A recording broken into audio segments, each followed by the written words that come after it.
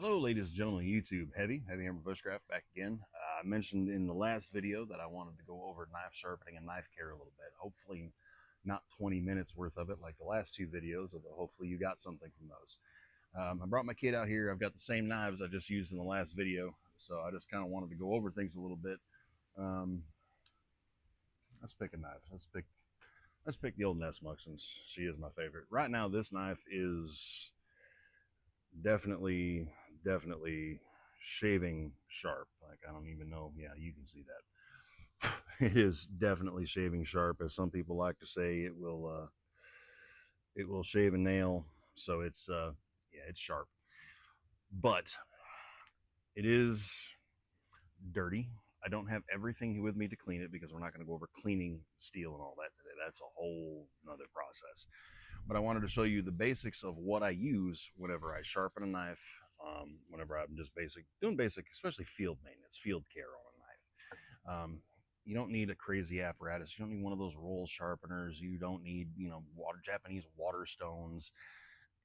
Stay away from the like El Cheapo, dry wet stones.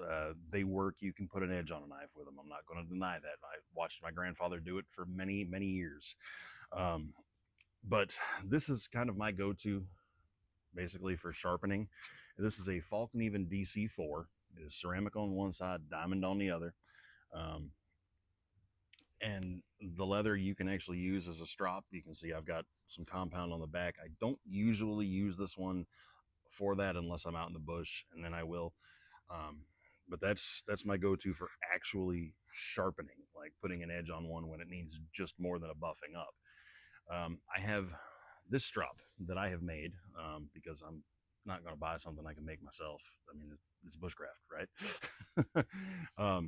The only thing bushcraft, the only thing non-bushcraft about this is the glue. It is actual like gorilla glue under here, but it's just a block of wood, a piece of leather with, I believe it's got currently green and white compound on it that I got from Beavercraft. I think it was from Beavercraft, with the sharpening set I got from them, or a sharpening set. I don't recall. I got it with one of their knives, possibly. But yeah, that's all I use. This generally should be the biggest thing you need to use, the leather on your knife. I mean, you get into situations if you've been batoning wood or you're digging on something where you might take a roll or take a chip. Now, if you have to take a chip and you have to work the edge down, that's obviously a different story. But as far as for basic knife sharpening, this and the DC4 serves me wonderfully. They also do make this in a 7-inch, which is the DC7, Falk and Even DC7. I really want one, but I don't want to spend $70 on it. This one does everything I need it to do.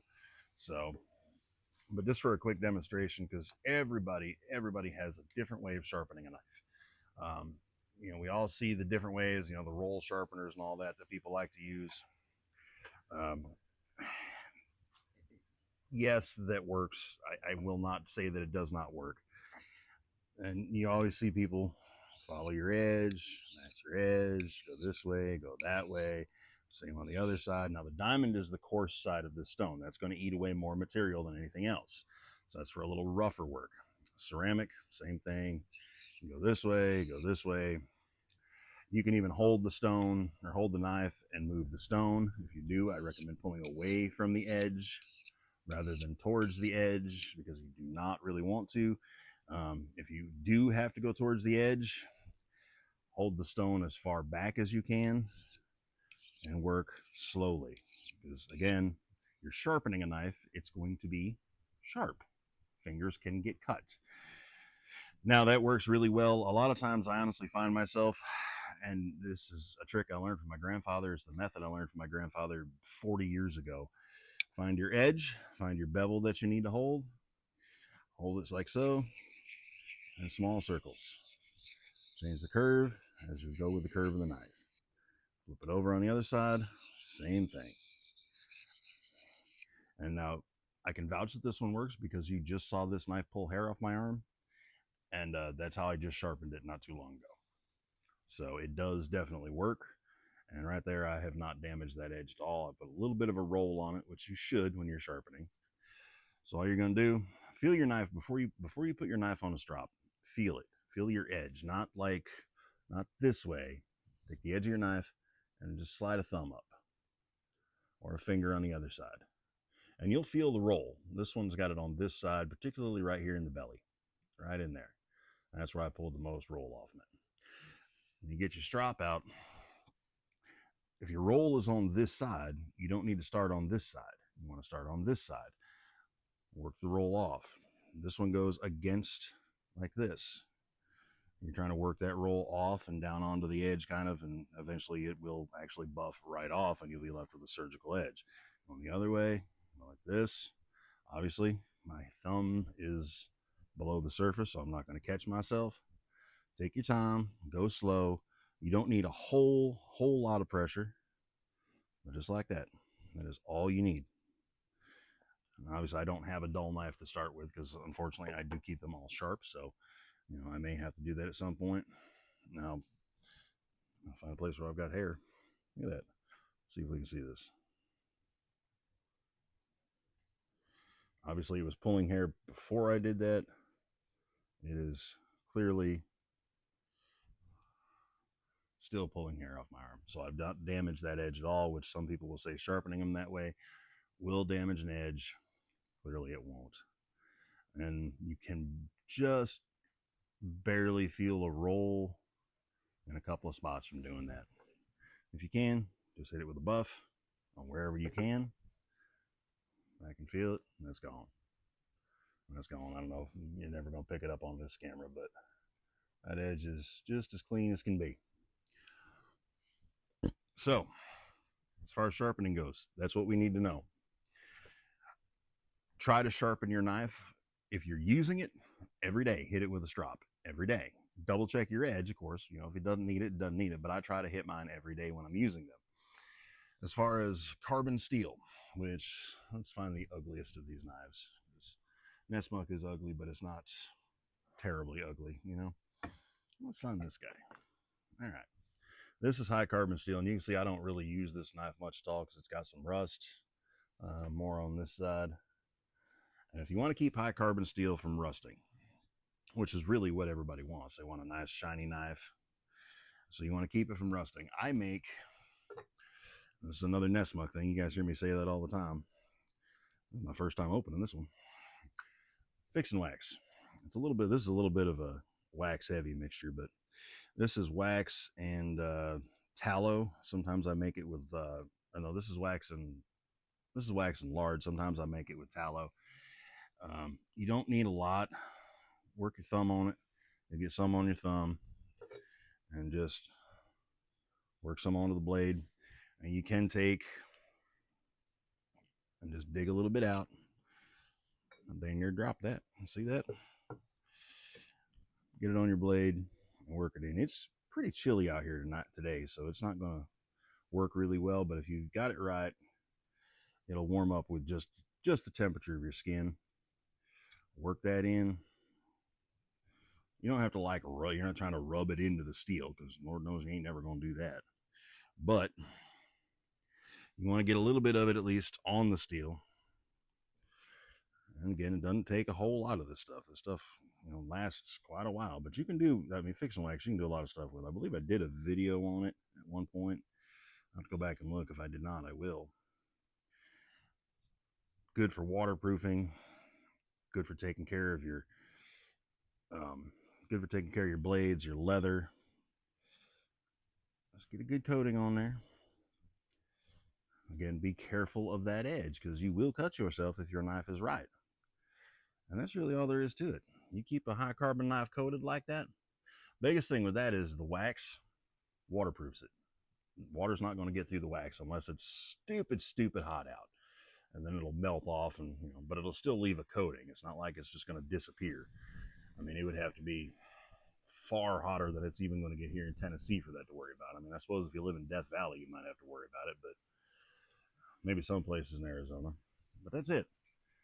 If you don't have that, if you've caught any game, rabbit I know is hard because, rabbit doesn't have much fat on it. But deer, bear, coyote, whatever type of game you may have happened to catch, usually has some fat on it. Put it in a pot, render it down. That's how you make tallow, grease, render it down in a pot, leaves you that, and you can coat your blades with it. It works remarkably well. Fat is an oil, and as it renders down, it becomes liquid. You can just take your knife and boom, and then wipe the excess off. Works just fine. But always keep something of that nature on you, in order to keep your blades from rusty. Because nobody wants a rusty blade. Because if you're going to cut yourself, you'd much rather do it with a clean blade than a rusty blade. Because, well, tetanus, right? So yeah, but that's about it. That's really all there is to it. When it comes to taking care of your care equipment, like I said, a little bit of compound. Comes in sticks. At least the Bushcraft stuff I bought, I believe, comes in sticks. So it's a little, almost like a crayon, and wipe it in there. There's different compounds that are different grits. There's a green, a red, and a white are the three that I use. Green, and this one is strictly green, which is a finer one. This one, again, is green and white, which is a mid and a fine, I believe, if I'm not mistaken about that. But that's all I use. And, every one of these knives, I don't have enough hair left to do. Every one of these knives, possibly this one is an exception. Yeah, this is the exception, but even it's still pulling some hair. Not a lot, but it pulled a little bit of hair. Every one of these knives will pull hair off my skin. And, yep, every one of them. So, even this big guy, I think I demonstrated that before, but because this is also high carbon. And if you're going to test a knife this way, by shaving with it, where is it? The light's too much. Be careful. Yes, you can be Crocodile Dundee and you can shave in the bush and all that noise. Don't let your caveman attitude, get ahead of you. Notice this one I'm extra careful with because this sucker is like stupid sharp. But every one of these I've sharpened exactly that way with exactly those things, and I just buffed up edges this morning, so they are clearly sharp. So it's not like I don't know a thing or two about that one. But that's about all I got. Oh, and your leather for your sheaths, same thing. Hit it with that fix and wax once in a while. If it starts to get a little dingy or something, or you get a little funk on it, if it gets, if you think you're going to be somewhere where you're going to get wet, work some of that into it. Waterproofs them, helps them keep good, because if the inside of that sheath gets wet, what's that knife going to do? It's going to rust. So, I think I've talked long enough about this. A little bit of sharpening, a little bit of knife care goes a long way. These are all things you should know probably really before you go out into the woods much. You can go out obviously without this as long as you sharpen your knife at home and whatnot, but bring a sharp knife. The only dangerous knife is a dull knife. So dull knives, when they cut, they don't cut, they tear. A sharp knife will cut, makes it a much easier wound heal. So yeah. Hey, I'm not smoking a pipe in a Bushcraft video. That's all I got for today, ladies and gentlemen. I think we're gonna call that a good video, I think. And I'm gonna go take care of some other stuff and do the not fun stuff of my day now, I guess. But as always, take care, be safe, like, subscribe, comment, thumbs up, whatever it is. Hit me up on Facebook, on Instagram. I'm going to have an announcement coming on Instagram. Possibly I might do a short about it one way or the other, but we'll see. And yeah, we'll see y'all in the bush.